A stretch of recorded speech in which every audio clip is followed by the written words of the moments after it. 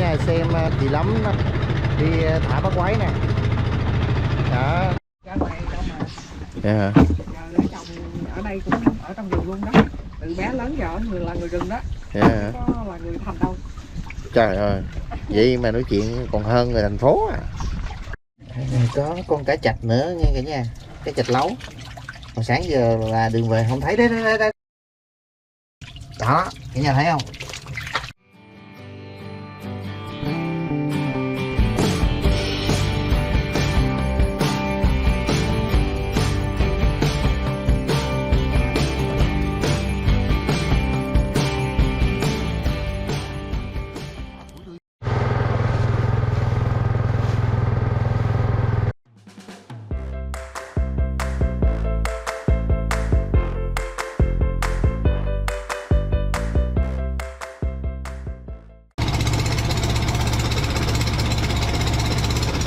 Rồi sau một hồi lòng vòng trên hồ thì đã gặp được cái ghe này của chị Lắm nè. Bây giờ đường về sẽ đi theo chị Lắm đi đánh cá bằng bắt quái nha cả nhà. Rồi anh Dũng sẽ đi mua cá cơm và đi câu cá đá lá cường, nhưng mà không biết là đợt này câu có được hay là không. Rồi đường về sẽ sang cái ghe của anh Dũng và đi câu cá với anh Dũng sau nha. Bây giờ đi kéo bắt quái với chị Lắm trước.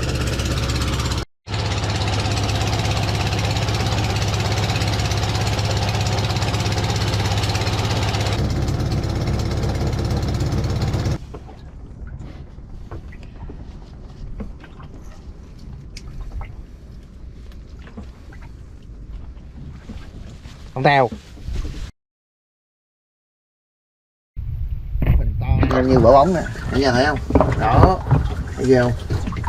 Nó cắn như cả nhà, để cắn sức thịt mình luôn. Được mấy cá bóng nữa nè.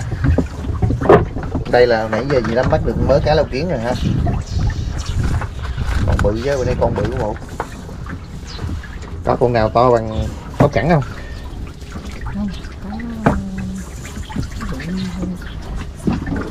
Có cá bóng này, có tép nữa cả nhà.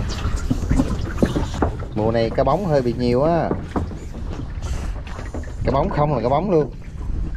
Nãy giờ em để ý là em thấy là hầu như 90% là cá bóng rồi đó. Hôm nay con cá này không mà. Hôm nay đi kiếm con cá này. Tép ít lắm. Mấy năm trước cũng vậy thôi. Không, mấy năm trước con cá nhỏ kia. Phải không? Tép trong đó. Phải không? Đây là chỗ cái đồi đó đó hả? Ngay chỗ mấy cây sao á, sát bên nhà mà. Ủa sao nhà luôn hả? Gì chiều ghê qua là tới mà, đâu có mình nổ mấy đâu. Ông ngồi ông không có, ông đi vô nhà. Rồi vậy mà bữa nói với em á hả, nói qua Zalo bữa nói chuyện vui lắm, ông nói trên này nhiều lắm. Ôi cần gì phải đi kiếm cá làm chi, bởi giờ tôi không tin ổng là đúng. Không, mấy bữa nhiều mà. Phải không? Ghe đầy đi kéo bữa nào mà không thấy ghe, mà tự cái này sao xui xẻo vậy chứ. Tại không có em, ông không có động lực á. Nên có em chắc nãy giờ con đi ráng là kiếm được mớ nữa nè. Hôm bữa em với ổng đi ông mất 30 phút à.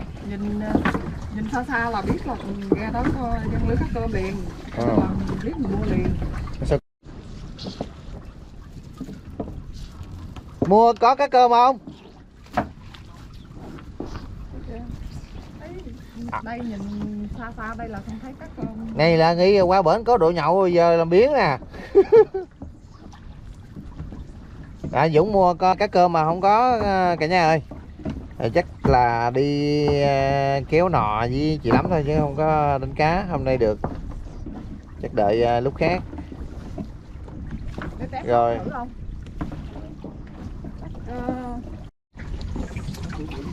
Tèo kéo nãy giờ không biết mệt rồi. Kéo hết cái này tới cái kia luôn. Cứ một cái là được mười mấy 20 con ha. Đây nè. Đây là một đoạn bắt quái này được nhiều nè. Chắc được lạng quá. Không tới đâu hả? Hả? Hơn á. Hơn lạng á hả? Con cá nó nặng lắm. Dạ. Nước nhiều.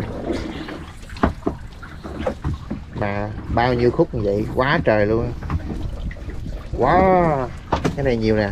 Tèo. Cho tèo con tèo ăn đỡ đi. Đó. giờ nè cả nhà. Đây sau một chắc hồi nãy giờ chắc được 40 phút rồi đó. Thấy chị Lắm không, giỏi không, phụ nữ đảm đang kinh khủng luôn đó.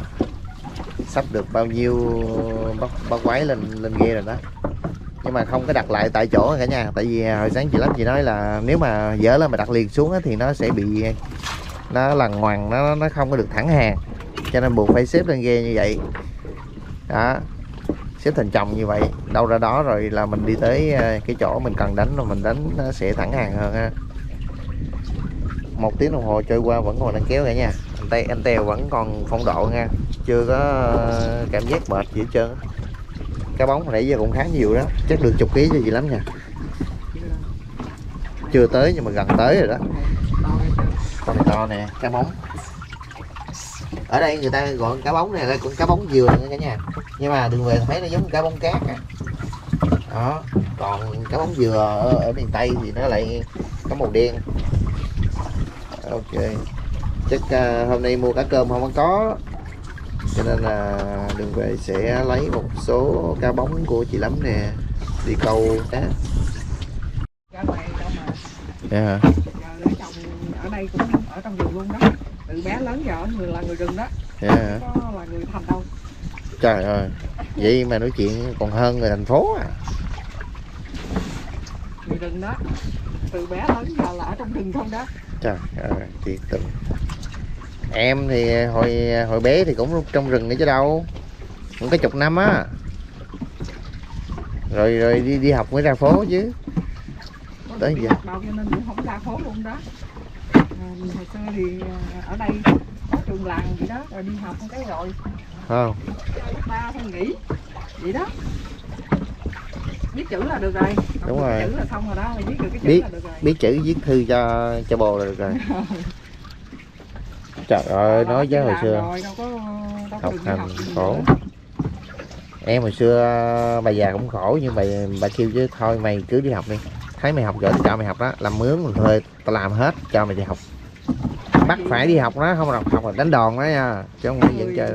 Người Bắc, người miền khác á, là họ khác hơn người Nam, là thường người Nam họ không có muốn cho con họ đi học đâu. Đi học cho biết cái chữ là được rồi. Đúng rồi, là chỉ biết là đi làm thôi. Còn như người Bắc người đồ họ chú trọng cái chuyện mà học hành lắm. Đúng rồi, cái tương lai của con cái sau này. Nhưng mà bây giờ mình thấy như mình khổ, cho nên giờ mình cũng muốn hướng con mình nó học hành lắm. Bé Hương bé Hạnh nó học được gì lắm. Bé Hương bé Hạnh thì nó học cũng được. Còn bé Hạnh hai đứa nào học cũng được hết á. Nói chung là giỏi thì không có giỏi, nhưng mà cũng được khá đó. Khá thì được, nhưng mà đừng có trung bình là được rồi. Bây giờ trung bình đa số đi thi học rất nhiều. Còn khá thì khả năng đậu cảo. Ê, con cá con đế kìa. Đó thì thỉnh thoảng đó, con này nhỏ đó.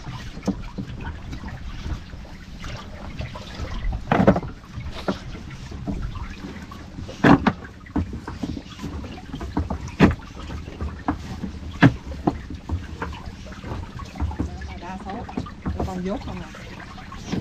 Thì cũng có bây giờ thấy ở quê nhiều đứa nó học giỏi kinh, mà mấy người lãnh đạo nhà nước rồi cũng từ quê ra chứ còn thành phố nhiều đâu. Cái giờ đó là tới cái đời của mình thì mình. Trời ơi, coi bà giá mà nhìn thấy chỉ luôn kìa. Nè cái đục này nè, giá rồi đó. Để em kể chị nghe, hồi đợt mà bà ngoại của em á là cũng đi nơm cá rồi nè. Biết cái nơm không? Cái nơm làm bằng tre á, nó hình nói sao ta, nó giống cái rổ mà nó cao vậy đó. Nó có cái hôm mà nó có vòng, nói chung là người ta đang giống như một cái vòng tròn đó, nó nhọn ở dưới á, để cho nó cắm dưới bùn á. Chỉ đi ruộng đi đồ thôi. Đậu đi xong được chứ. Đi cát này nè. Mấy cái chỗ mà có cát bà chụp cá bóng cát, cá bóng dừa này nè, hơi bị xiền đó. Con cá bằng ngón tay út mà rớt vô bà chụp một cái á, ha, con cá dính trong nơm bà biết. Nó đụng nhẹ một cái thôi bà biết liền. Cho nên là rất là giỏi. Có một lần cái bà bà bị rớt cái khăn á, chị biết cái khăn mà cái khăn tròn, cái khăn chùm đầu của bà già hồi xưa không? Nó hình tam giác không ta? Đúng rồi, tam giác. Đúng rồi, cái khăn chùm đầu đó, mà cái giải đó là như nhớ dễ siêu dĩ gì mà Nó cũng len thì nó không phải len, ngày xưa là láng á, nhưng mà nó khô khô đấy. Cái đầu cái bà rớt ở trên giữa cái gọi là giữa đoạn sông đó, nhưng mà không biết rớt ở đâu, không tìm không có.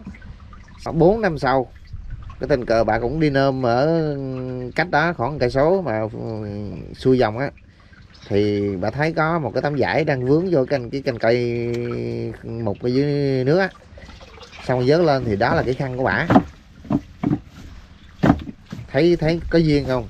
Rồi cái dỡ lên là cái khăn vẫn còn y nguyên luôn, chứ không có bị nói chung không có bị hư gì đó, mà vải nó không bị mục nữa. Thì ba cái này ngâm nước vậy thôi.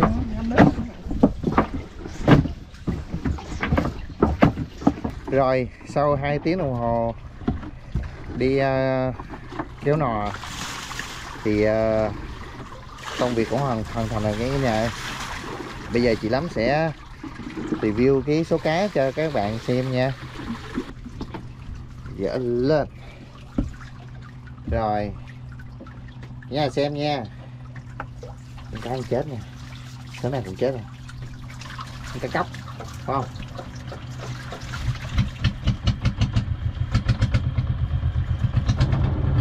Đây quá chơi này cả nhà. Bây giờ Tèo nó cũng đang quay máy chuẩn bị vô bờ nghe cả nhà. Đây nhiều không? Wow,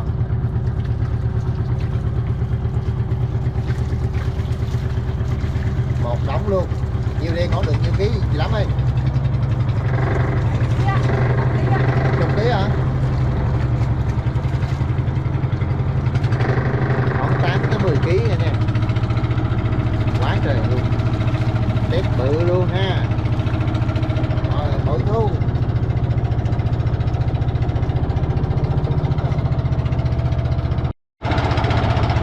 Giờ chị Lắm đang lựa mấy cái con tép, mấy con ốc, mấy con cá ra nè.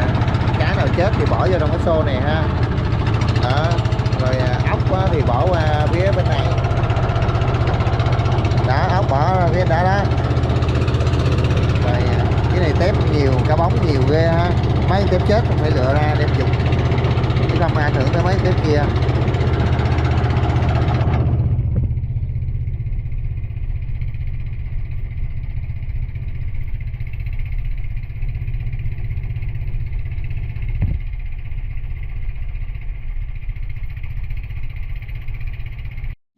Có con cá chạch nữa nghe cả nhà, cá chạch lấu. Hồi sáng giờ là đường về không thấy. Đây đó, cả nhà thấy không? Ảnh á đó, chạch lấu nha. Con này ngon lắm, giá trị cao lắm. Tại đây bán 400-500 ngàn 1 ký là bình thường nha, tại hồ này luôn á, chứ đừng nói ra chợ thì mắc nữa.